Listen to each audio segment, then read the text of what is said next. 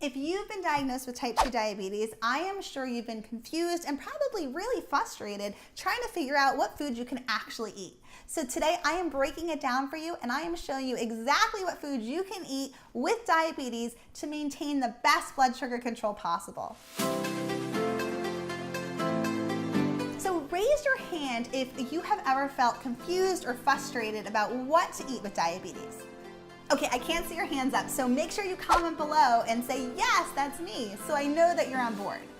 As a diabetes educator, I have worked with thousands of clients with type 2 diabetes, and they all tend to have the same questions and concerns. Basically, they all feel like they have to give up the foods they love, and they just don't know what's left to eat. So if you have ever felt that way, I want you to relax because there's a lot more food you can eat with diabetes than you probably think. And today I'm going to show you what are the best choices and what are the foods you probably want to skip.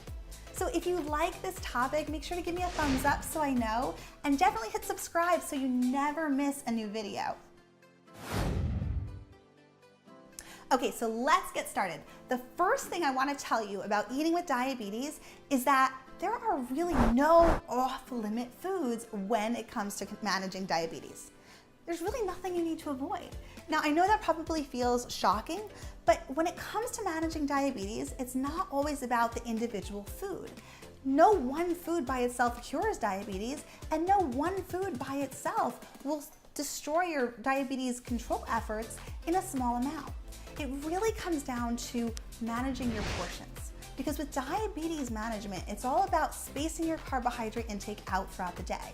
If you have too many carbohydrates at once, even the good ones, even the ones coming from things like fruits, your blood sugar will spike. So you need to be spacing the carbohydrates out throughout the day. So we really want to focus on the food choices, sure, but portions are also going to be key in managing blood sugar levels. And because of that, you don't even have to give up dessert. So if you're really surprised right now, I want you to know that dessert is okay. Now, I'm not telling you to go out and have a big bowl of ice cream, but with a few little tweaks, you can really make many delicious desserts that are perfectly acceptable to eat with diabetes. And if you look at the link below and click on it, I am giving you a copy of my free ebook, 25 low-carb desserts you can make in minutes. Every single one of these recipes, from cookies to cake pops to brownies and ice cream, are all good choices with diabetes. So make sure you grab your copy. All right, so let's dive in and go through food group by food group to see what are the best choices when it comes to diabetes. Starting with vegetables, I want you to know that vegetables are pretty much a green light food. There's really no bad vegetable when you have diabetes, but there are two different types of vegetables. So non-starchy vegetables are very low in carbohydrate. These are things like your dark green leafy vegetables, broccoli, cauliflower. You really don't have to worry about the portions of these because there's so few carbohydrate and so much fiber that even if you eat a large amount, you're not going to see an impact on blood sugar levels. But you do have to be cautious about starchy vegetables. These are things like potatoes, corn, and even winter squash. Now, they're still very healthy because they're packed full of antioxidants and fiber, so you don't want to avoid them, but you have to be cautious about the portion. Generally, with starchy vegetables, about a half a cup of these is equal to about 15 grams of carbohydrate. So I would recommend having that 1/2 cup serving and then rounding out your plate with more of the non-starchy vegetables. Okay, so let's talk a little bit about fruit now. So many people with diabetes think they need to stay away from fruit because fruit has sugar, and it does, but it doesn't have added sugar. It's naturally occurring sugar. And when sugar occurs in nature, it's typically bound with fiber. So because of that, your body is going to slowly digest that sugar, and we don't get a big spike in blood sugar like we would if we were grabbing candy. So fruit is not off limits, but because it is a source of carbohydrate like those starchy vegetables, we still have to keep our portions in check. So a serving of a piece of fruit is about the size of a baseball. If you think about berries, it's about 3/4 of a cup. So keep it to one serving, space them out throughout the day, don't eat all your fruit at once, and that's gonna give you some pretty good blood sugar control. Now, as far as off-limits fruits, there really aren't any, but you do want to be cautious and watch out for fruits that might have added sugar. So canned fruits, if they're canned in syrup, syrup is rich in added sugar, so you want to avoid that. If you want to go with canned fruit, get them canned in juice. If you're gonna drink juice, keep the portion in moderation because there's not as much fiber in juice, so about a half a cup, but make sure it's 100% juice, not a fruit drink where there's added sugar. And same thing with dried fruit. Dried fruit can be very nutritious, but some dried fruit adds added sugars. So read those labels carefully and choose the ones that are 100% dried fruit. Now, milk and yogurt are also perfectly acceptable on a diabetes meal plan, but you want to look at the type that you're choosing. So low-fat milk and yogurt are going to be your best choice because high-fat milk and yogurt, although in small amounts are fine, you're getting more of the saturated fat. And we know that diets rich in saturated fat can not only increase the risk of high cholesterol and heart disease, but they can make you more insulin resistant. And that makes it harder to control your blood sugar levels. So what you want to look for there is low-fat milk and yogurt. And when it comes to yogurt, really be cautious about yogurts that might have added sugar. Read the labels with flavored yogurts. You're probably better off choosing plain yogurt and adding whole fruit instead for flavor to cut down on added sugars. Now, breads and grains are probably the group that you get the most confusion from. Okay, breads, rice, pasta, cereal, snack foods, all of these carbohydrate-containing foods can seem entirely overwhelming because there's so many options to choose from, and all of them do contain carbohydrates. So there's two things I want you to look for. Whenever you're choosing a grain or a bread type product, you want to make sure that it is 100% whole grain. You also want to limit the ones that have added sugars. So in order to know if a grain is whole grain and if it contains added sugar, you have to look at the ingredient list. The ingredient list goes by amount. So the first ingredient makes up the majority of the food. So you want to see that that first ingredient is a whole grain. It should say 100% whole wheat flour versus just wheat flour, which means it's a bit more processed. Or it should say bran flour.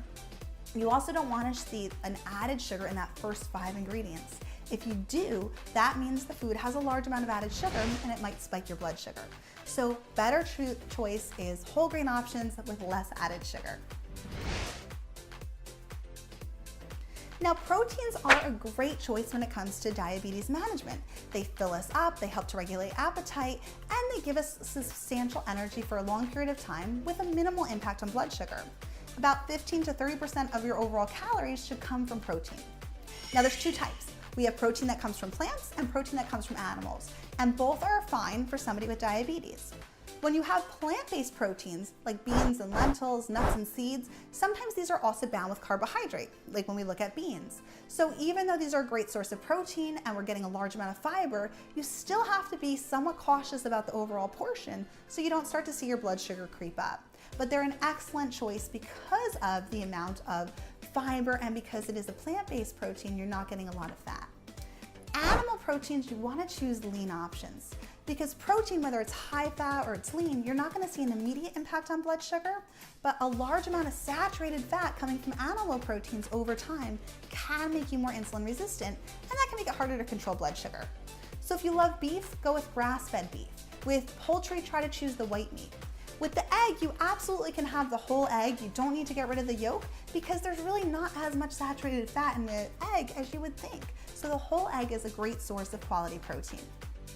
Now, dietary fats are the last group we're going to look at, and these are definitely not something you need to avoid.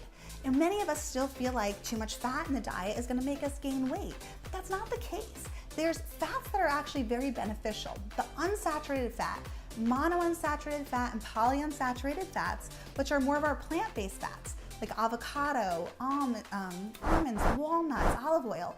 These are the fats that can be protective to our heart, and they also provide a really great source of energy with very few carbohydrate. Animal fats like butters and creams we want to limit because, as I mentioned before, they can increase cholesterol levels, increase heart disease risk, and of course increase insulin resistance. So those should be limited to no more than 10% of your total calories.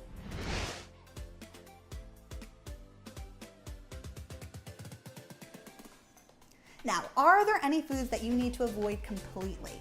Well, the ones I would suggest completely avoiding are the foods that have absolutely no nutritional value but are just packed full of carbohydrates. And those are candy and soda. Right? There's no nutrition in candy or soda. You're not getting vitamins, you're not getting minerals, you're not getting anything except for a bunch of sugar that's going to spike your blood sugar and crash it later on.